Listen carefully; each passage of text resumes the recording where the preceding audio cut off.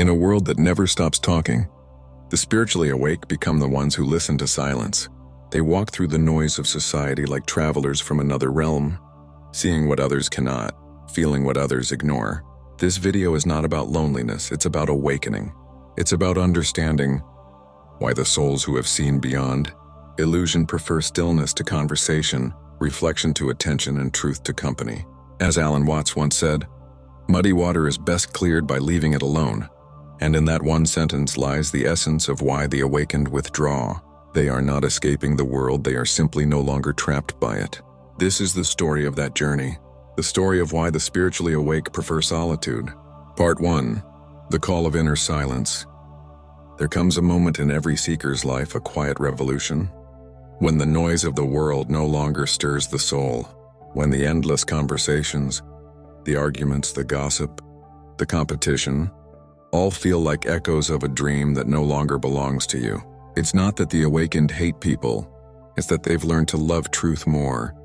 Alan Watts often spoke about the game of life, the masks we wear, the roles we play, the constant pretending that makes up our daily existence.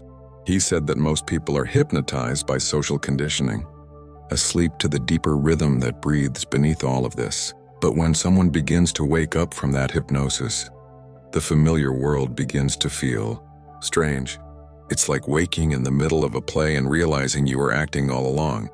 The spiritually awake person begins to see the machinery behind the show, the unconscious patterns, the emotional loops, the fears driving desire, and suddenly the noise of casual conversation feels hollow. The laughter of crowds feels distant. The constant motion of society feels like a dance performed by those still dreaming. They start to crave something different, not entertainment, not validation, but silence. Because silence is where truth hides. Silence is where the divine whispers. This silence doesn't mean isolation, it means connection on a higher level. When the spiritually awake sit alone, they are not lonely. They are in dialogue with existence itself. They feel the pulse of life in every breath, the rhythm of the universe in every heartbeat. Alan Watts described this as the art of living without grasping. To be awake is to no longer chase after life, but to let life flow through you. And to do that, one must learn to be still. That stillness is not easy to find among visitors who carry their own storms. When people come filled with opinions, anxieties, projections, the awake feel it all. They can sense when someone's words come from ego instead of awareness. And that sensitivity is both a gift and a burden. It's like having a radio tuned to every frequency of human emotion.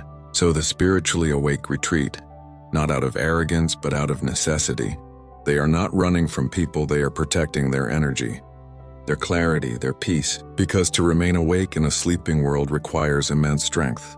And solitude becomes their training ground, their temple, their medicine. Part 2. Beyond loneliness, the beauty of solitude. To the ordinary mind, solitude looks like emptiness. But to the awakened, it is fullness, a symphony beyond words. Alan Watts said that solitude is the place where we remember who we are before the world told us who to be.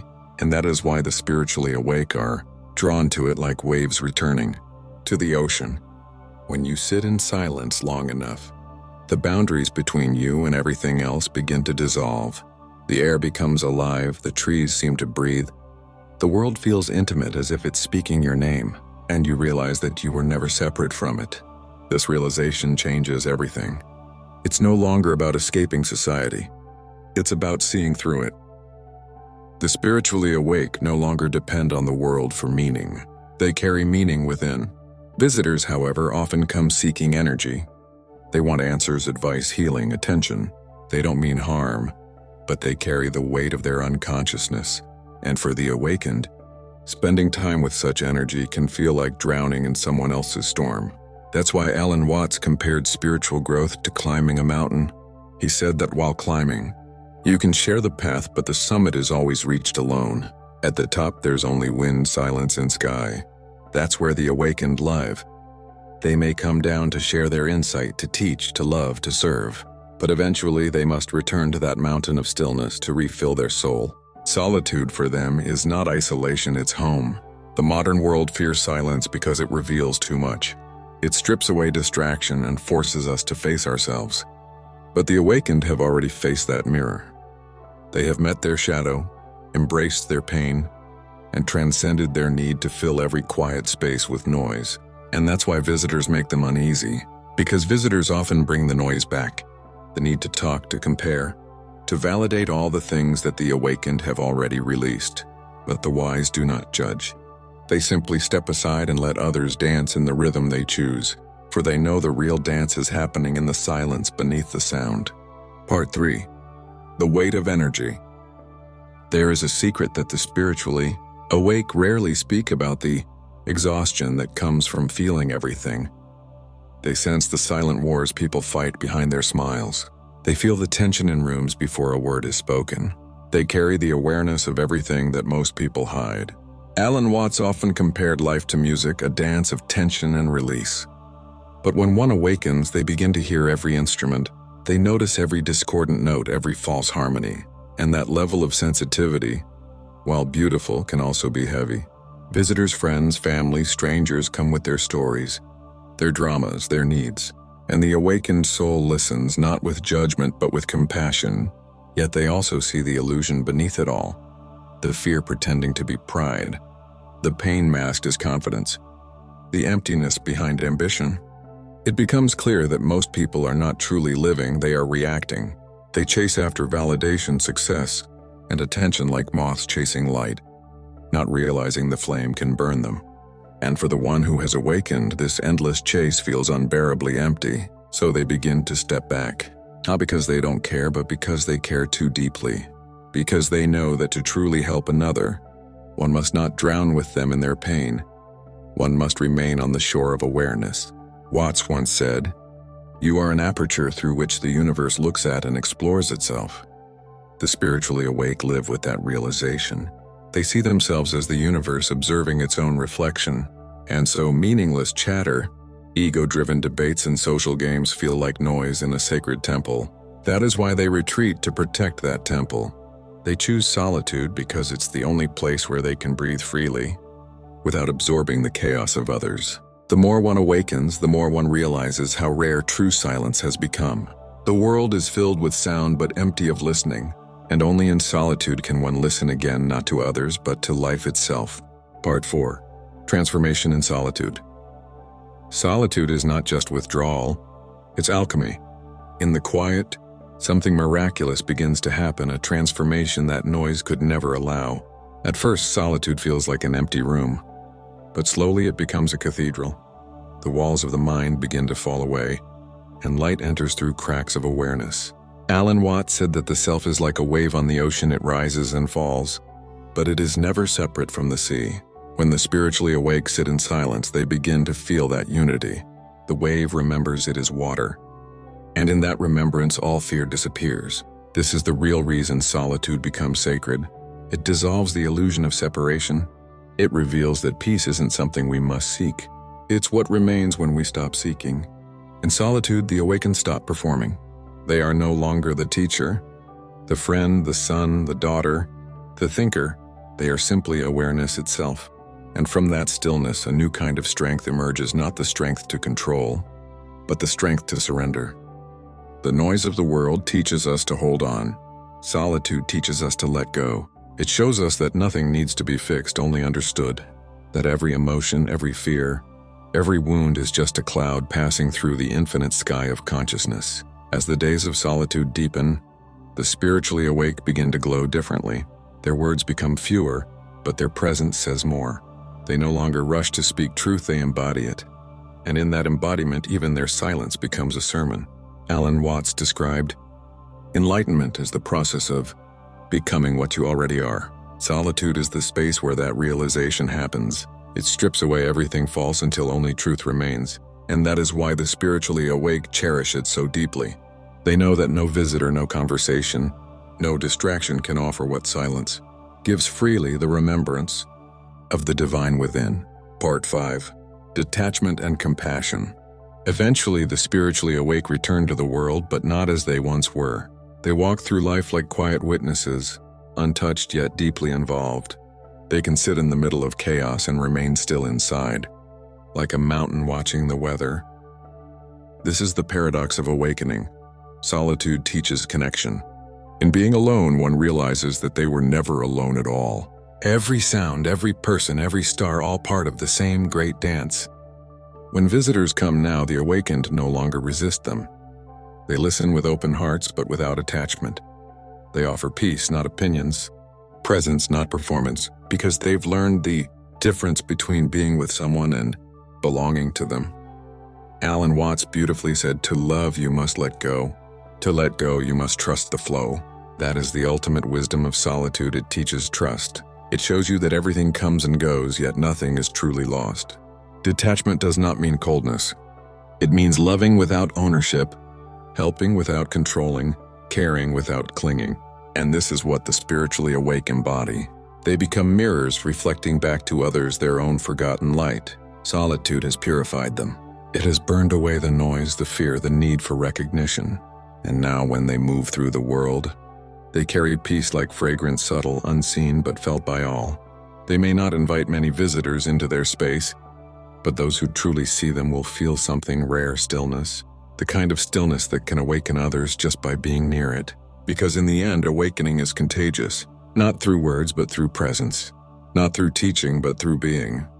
So when the spiritually awake prefer solitude, it's not a rejection of humanity.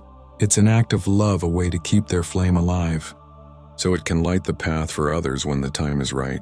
Part 6. The Sacred Balance. When a person becomes spiritually awake, life becomes a balancing act, the dance between the infinite and the ordinary. They begin to see that everything in existence is sacred, even the mundane, even the mistakes. To the awakened, nothing is wasted. Every silence, every heartbreak, every pause in life carries meaning. But this awareness is delicate. It can easily be drowned by the world's constant noise. That's why solitude is not only comfort, it's maintenance of consciousness. Alan Watts often said, "You don't look out there for God. Something in the sky, you look within." In solitude, the spiritually awake protect that inner temple where the divine lives.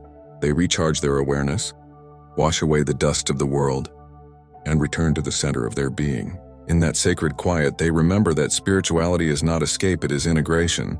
It is not about leaving the world, but seeing through it. To the spiritually awake, the marketplace and the mountain are not opposites, they are reflections of the same truth. But to move freely between them, they must continually return to silence. The awakened know that connection without awareness becomes entanglement. Love without boundaries becomes dependency, and giving without reflection becomes depletion.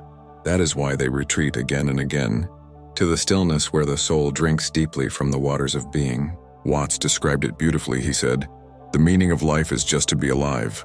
It is so plain and so obvious, and yet everybody rushes around in a great panic as if it were necessary to achieve something beyond themselves. The spiritually awake understand this truth. They no longer rush. They no longer chase. They simply are. Visitors, however, often come with questions the awakened no longer ask. Why aren't you social? Why are you always alone? But they cannot understand that solitude is not absence, it is presence at its purest. It is where the spirit breathes and the heart listens. The spiritually awake have learned to honor this rhythm, engagement, and withdrawal, giving and receiving sound and silence. Like the ocean tide, they flow between the world and the infinite, knowing that both are parts of the same whole. Part 7. The Eternal Return. Eventually, the awakened learn to carry their solitude within.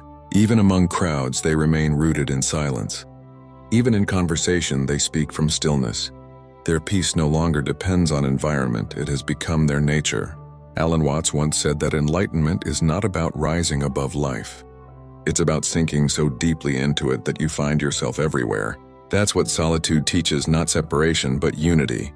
The spiritually awake realize that silence isn't the opposite of sound. It's the background of it. It's the canvas on which existence paints its colors. In the stillness of solitude, they discover that they are not the observer of life, they are life itself. Every visitor, every experience, every sound of the wind is a reflection of the same awareness looking back at itself. And in that realization, even solitude transforms. It's no longer about being away from people, it's about being one with everything. This is the great paradox of awakening. The more alone you become, the more connected you feel, because what dies in solitude is the illusion of separateness. What remains is oneness, boundless, eternal, and whole. So when the awakened choose to live quietly, it is not loneliness but reverence. It is their way of bowing to the vastness of life. They no longer seek attention because they have found presence. They no longer seek belonging because they have realized they never left home. Watts described this beautifully. You and I are all as much continuous with the physical universe as a wave is continuous with the ocean. The awakened live from that knowing. Every breath, every silence, every moment alone is a conversation with infinity. They may not invite many visitors into their homes, but in their hearts they are in constant communion with the cosmos. The trees, the stars, the rain, these are their companions.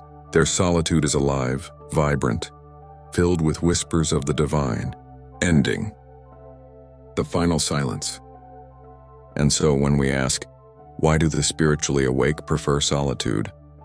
The answer is not found in loneliness, but in liberation. They have discovered the secret of existence, that peace is not found in people, places, or possessions, but in presence itself. They have learned that every visit from the world must be followed by a visit within, that every sound must return to silence, that every outward journey must circle back to the still point at the heart of being. Alan Watts said, "When you get the message, you hang up the phone." The spiritually awake have received the message.